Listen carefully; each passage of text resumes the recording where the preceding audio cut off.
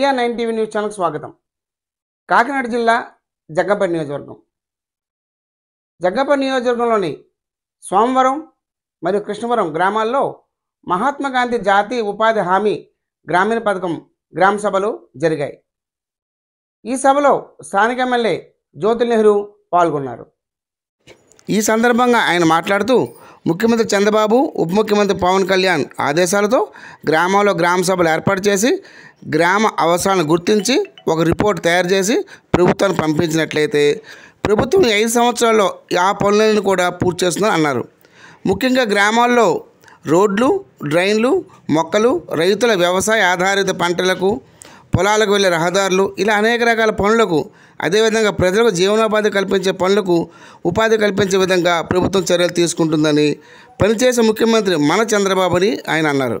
ఈ కార్యక్రమంలో SVS Appalaraju, MPP Thota Ravi, Thotagandhi, చదరం చంటిబాబు, జంపన్ సీతారామచంద్ర తదితరులు పాల్గొన్నారు. ప్రభుత్వ అధికారులు ఎంపీడీఓ, ఎంఆర్ఓ హాజరయ్యారు. వారితో పాటు ఉపాధి హామీ సిబ్బంది తదితరులు పాల్గొన్నారు. ఇందులో ఒక అవకాశం ఉంది. ఎంతమంది లేబర్ పనిచేయగలిగితే మీ గ్రామం యొక్క జనాభా నిష్పత్తి ప్రకారం ఆ పనిచేసినటువంటి లేబర్ యొక్క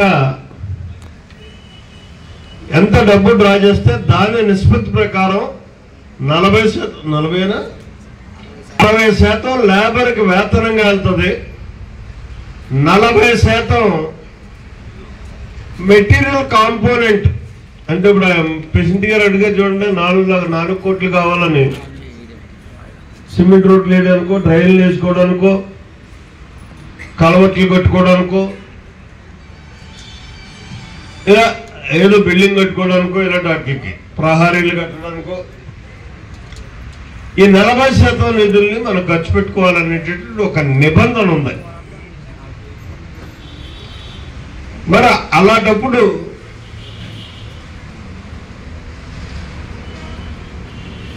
ప్రకారం చూసుకుంటే ఏపీఓ గారు ఇక్కడ 12 లక్షలు ఎక్కడ, 4 కోట్లు ఎక్కడ? ఇది న్యాయంగా మనం తేవాలంటే ఓన్లీ ఎన్ఆర్జీఎస్ నుంచి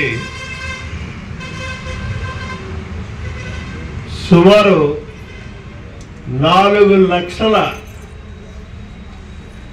కోట్ల రూపాయలు మ్యాండేట్స్ మనం సృష్టించగలిగితే 4 కోట్లు వస్తుంది.